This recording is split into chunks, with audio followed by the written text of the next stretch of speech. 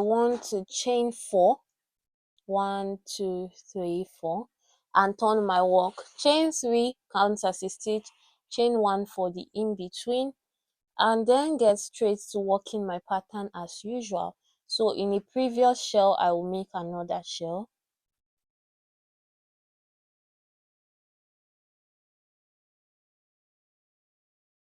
chain 1, and in a previous double crochet, I'll make 1 double crochet, and so on and so forth till you get to the end of row 2 of the sleeve.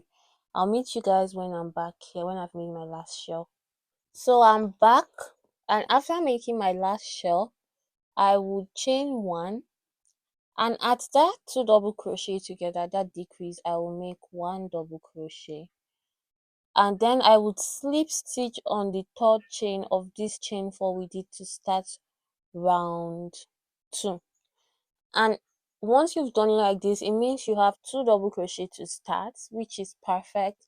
So to start round 3 now, you will chain 3. We're chaining 3 because when we turn this way, we'll make a double crochet first.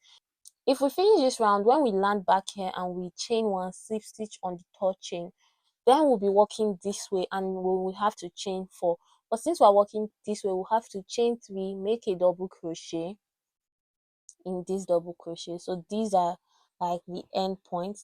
These 2 double crochet, they are the end points, and then you work the pattern as normal. When you get back here, after you do your shell, you chain 1, slip stitch on the 3rd, chain 4, work all the way around, ending with a double crochet here, slip stitch to chain 3, chain 3 again. The circle repeats till you have your sleeve length. So I will do mine off camera and come back and show you guys how many rows or rounds I did for my sleeve, what it measures, and I add like a little fancy edging. If you don't want to, it's not compulsory, but I'll also show you guys how I do that decoration. Okay, so see you in my next clip. You guys, I am back and I am done with the amount of rows I want to do, the amount of V stitches row, but we still have a little to work. And I want you guys to know that the amount you do is dependent on how long you want your sleeves to be.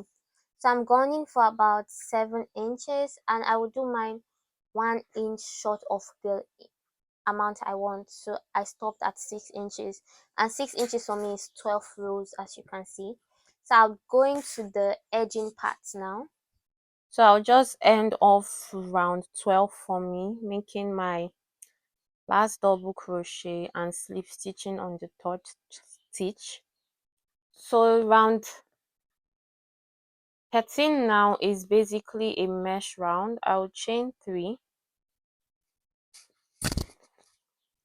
turn my work, and another thing I want to say is that you try to be conscious to be facing the right side of your project, because from now henceforth we won't be turning again. So mine happens to be facing the right side. I would make a double crochet here and chain 2. In this space now, I'll make 1 double crochet, chain 2. On this, I would make 1 double crochet, chain 2, and just repeat this all round. We're trying to make a mesh round that would prepare us for the next round we're working, which is like the pretty white round, but it's all optional really. If you don't want this, you could just work your V round, your V stitch round, your shell rounds all the way till you're satisfied with your length. Also try not to tighten this mesh round so your sleeve does not bunch up. I'll meet you guys when I'm back here. Guys, I'm back to the beginning, and after my last chain 2, I would slip stitch at the top of this chain 3 that started this round, but I would not complete this slip stitch. So I want to put in my white color now, and I will just make a slip knot on that yarn.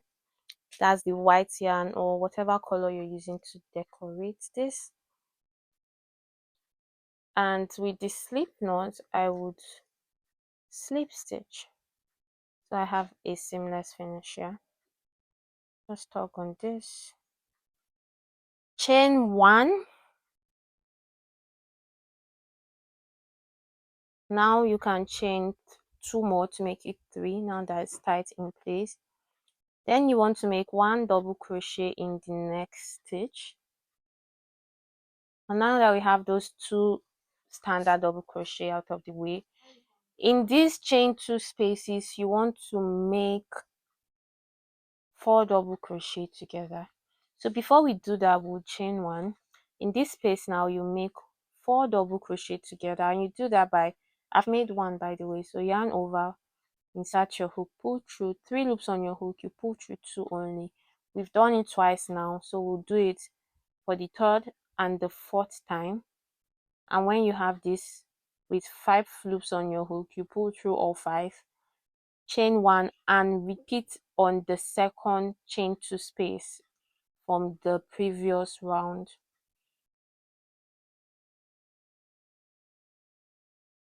And once you've done 2 of these, this is what you have. They are close together because we only chained 1 in between. Now you would chain 3 and repeat that. So 4 double crochet together, that's the first one, chain 1, 4 double crochet together in the next chain 2 space. And after the second one, when you have 2, that's a pair, you chain 3 and repeat. So you keep doing this till you get back to this point. That's the last chain 2 space, and I'll come back and meet you guys there. After the last 4 double crochet together, you will chain 1 and slip stitch at the top of chain 3. But you won't complete the slip stitch because we're ready to change back to our red yarn. So just cut this off and complete the slip stitch using the red yarn now.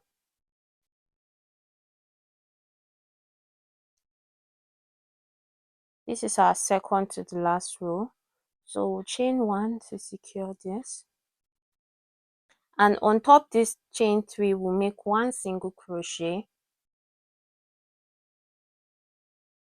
On the next double crochet, we'll make 1 single crochet. At this chain 1 space, we'll make 1 single crochet. Then in this chain 1 space in between 2 clusters, we'll make a slip stitch. Now in this chain 3 space, we would make 7 double crochet. So that's a shell, basically, just another type of shell, not the one we've been using throughout this pattern. That's 4, 5, 6, and 7.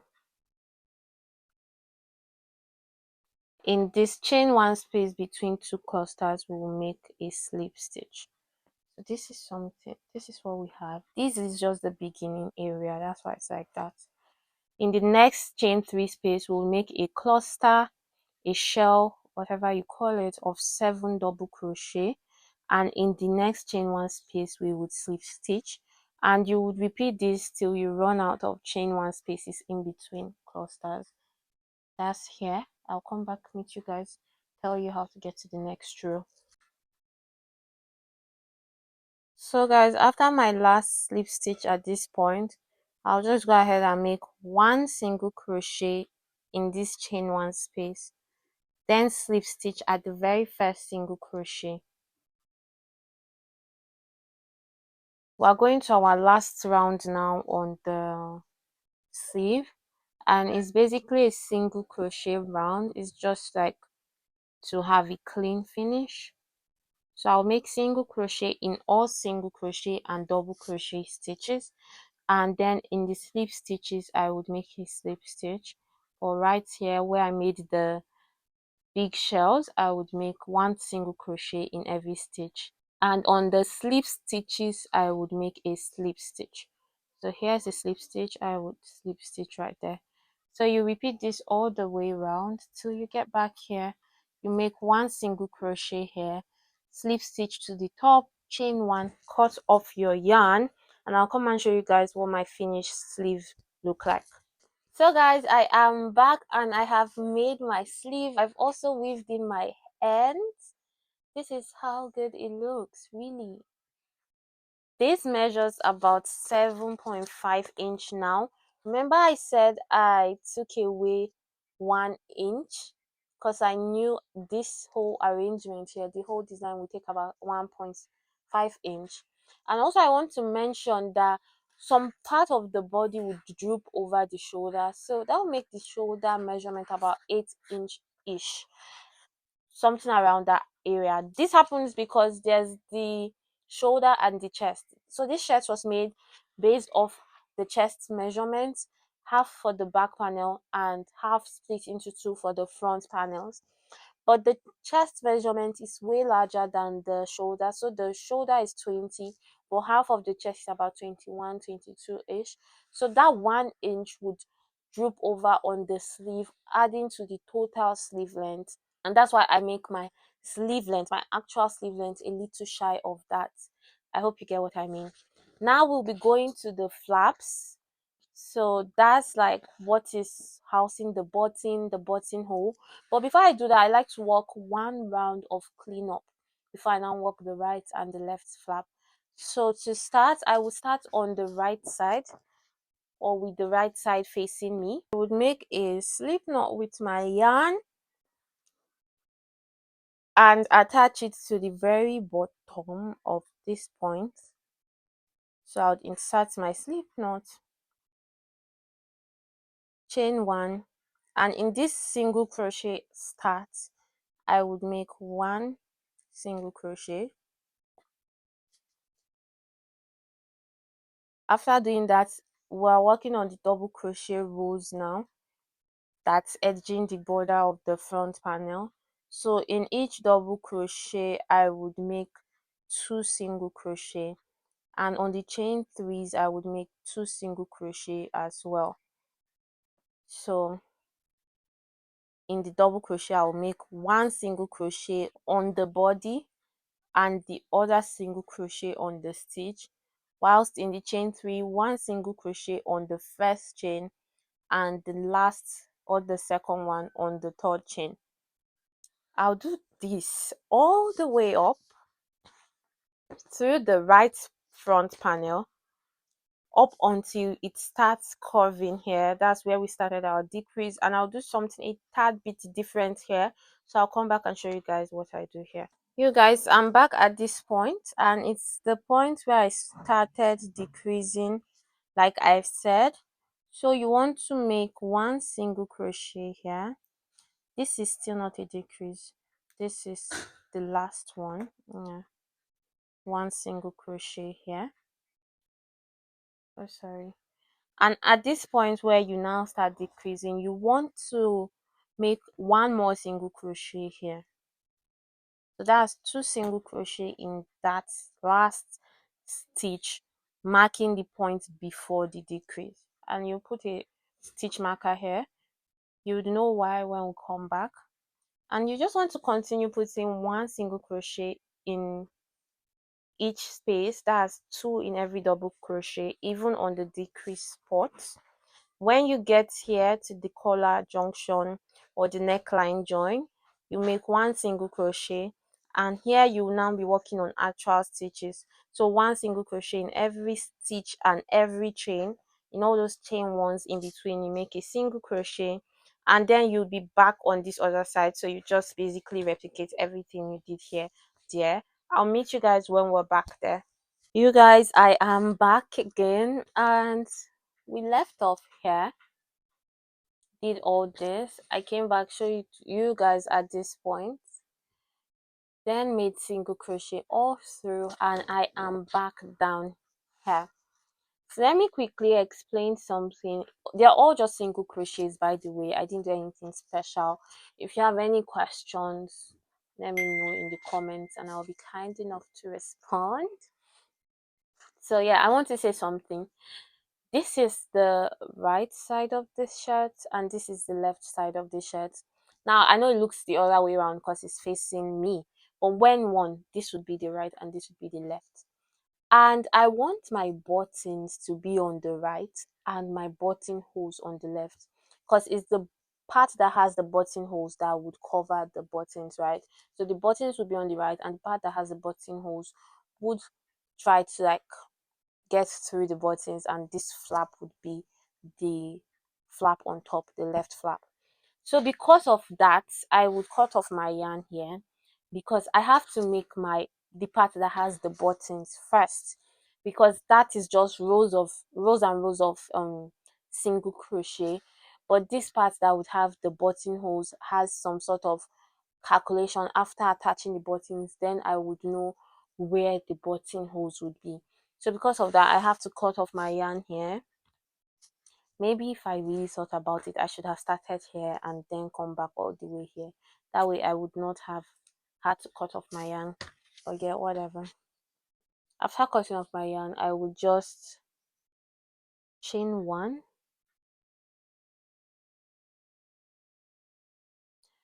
And because this row that I've made here is facing this way, I can't start here at the bottom, because that would mean I have two rows facing the same direction. So to go with the flow, I will have to start at the top and all the way down. Mind you, not at the very top. So at this point where I put the stitch marker, and you remember this point is the point before the decreases started. So just one stitch down, I would insert my hook, reattach my yarn.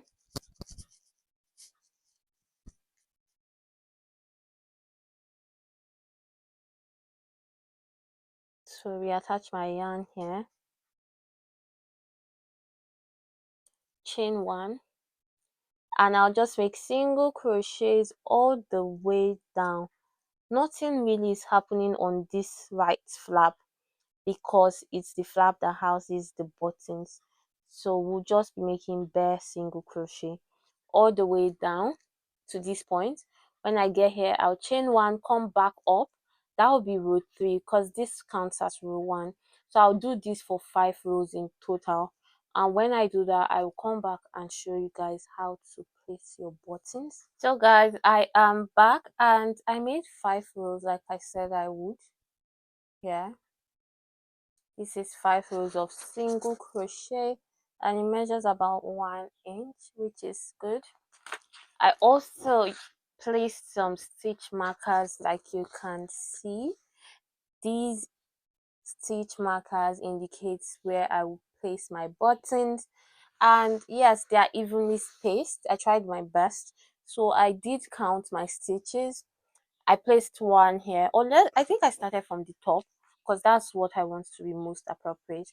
I knew I would put about 6-7 buttons, so I started from the top, placed my first one, measured out 4 inches, placed my second one, and like so till I got to the bottom, and I have 6 button space, and that is perfect.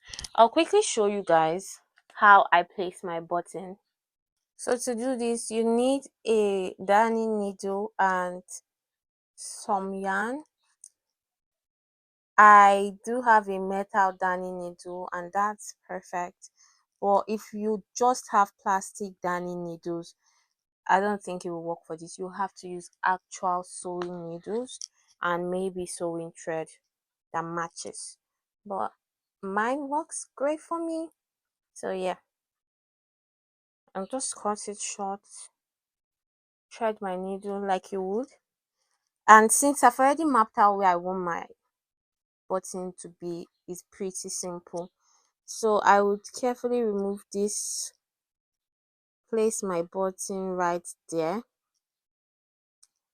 insert my needle from beneath,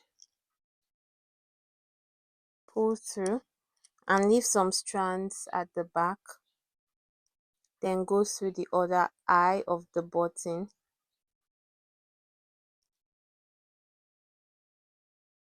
making sure I hold it in place, pull through. So that's basically it. I'll do this for 2 more times. That's a total of 3 times to just really keep it like tight. It's pretty easy, I tell you. This is the second time, and then for the final time, in, out.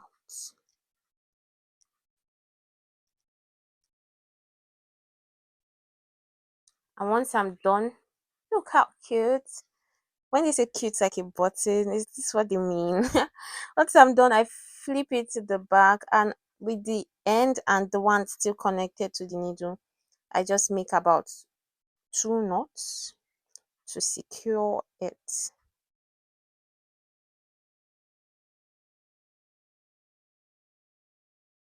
And I cut off the strand as close as possible. You see, my button is well placed, is perfect. Yeah, so I'll do this for all the other buttonhole off camera, then come back and show you guys how to do the the left flap, because this left flap would now have buttonholes where we could pass this button through. You guys, I am done attaching the buttons, all 6 of them, and it's time to work the second flap, which is the left flap in my case. So for this one, this is the direction I would go from here.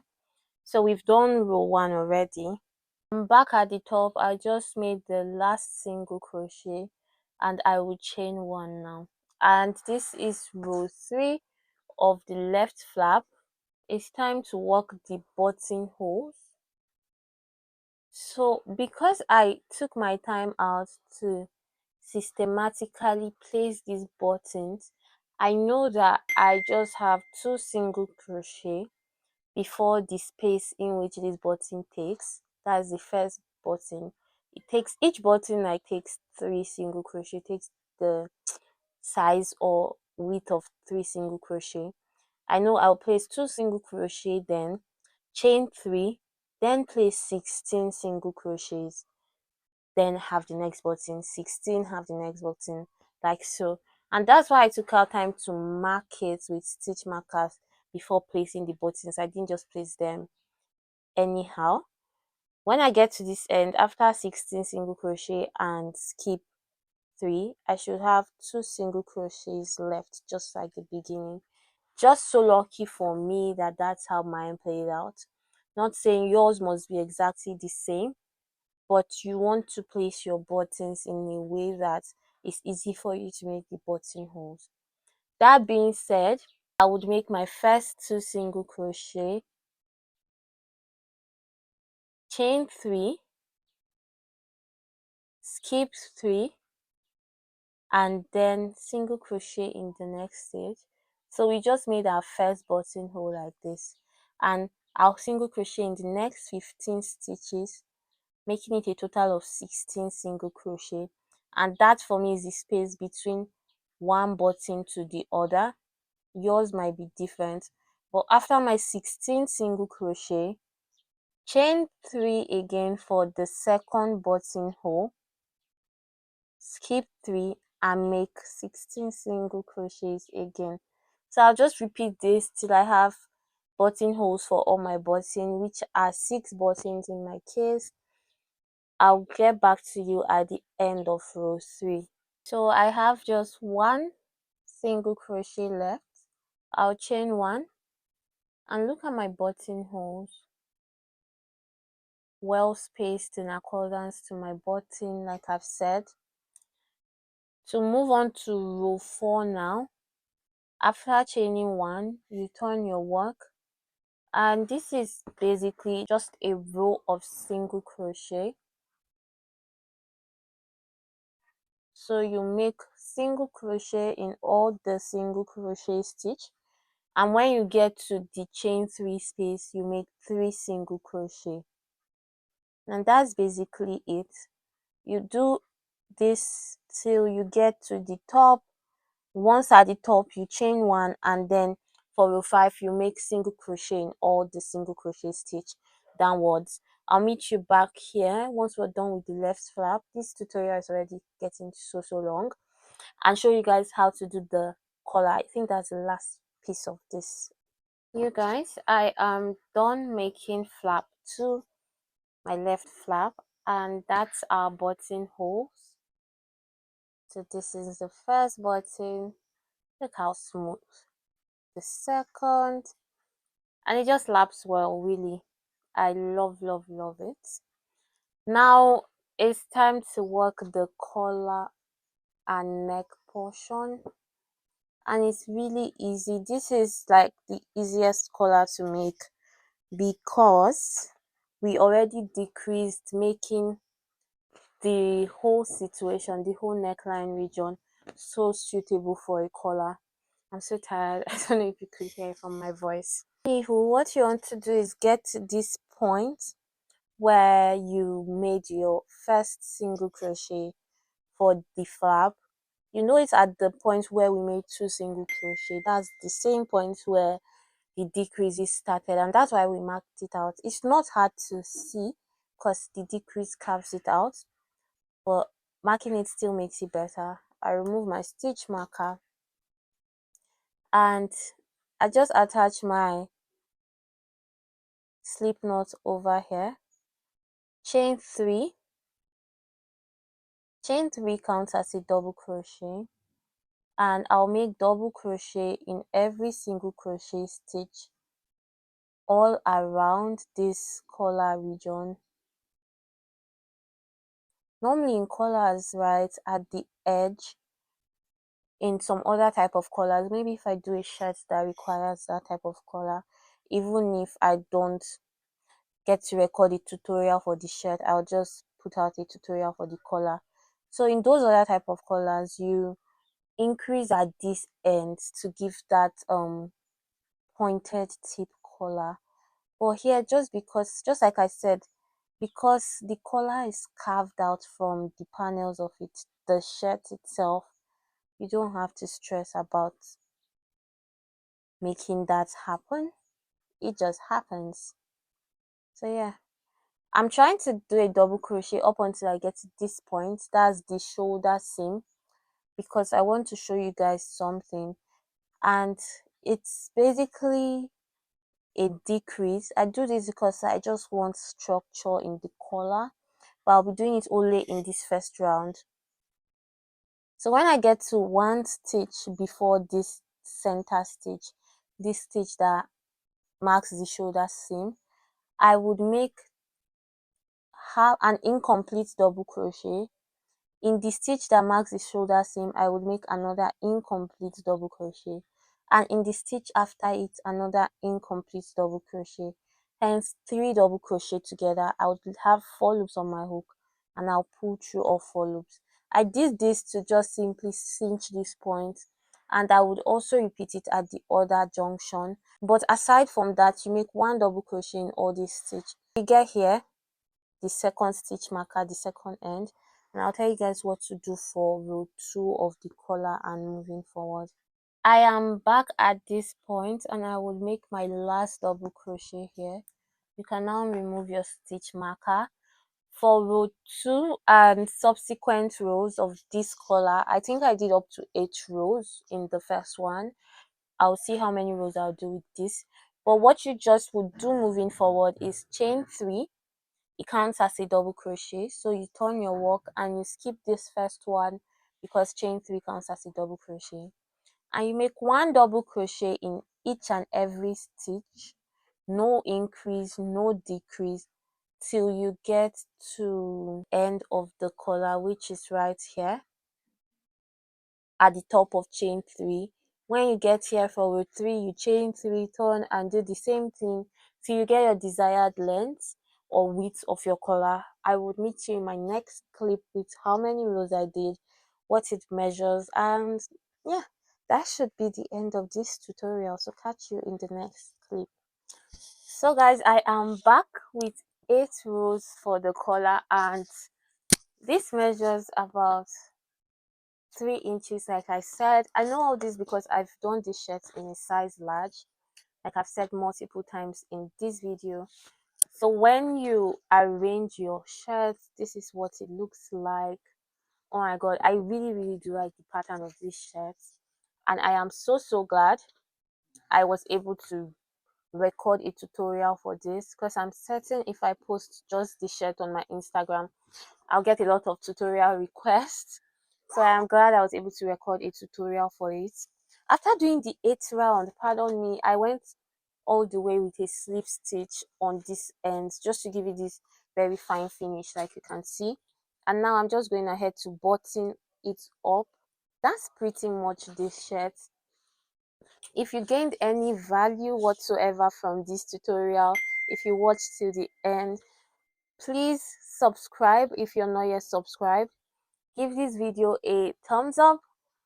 If you have any question, do comment in the comment section. I always read my comments. I'm always there to respond. And yeah, see you in my very next tutorial. Thank you so much for staying tuned. I appreciate the lot of you guys. Bye. What's up? Been a minute since we kicked it, you've been caught up.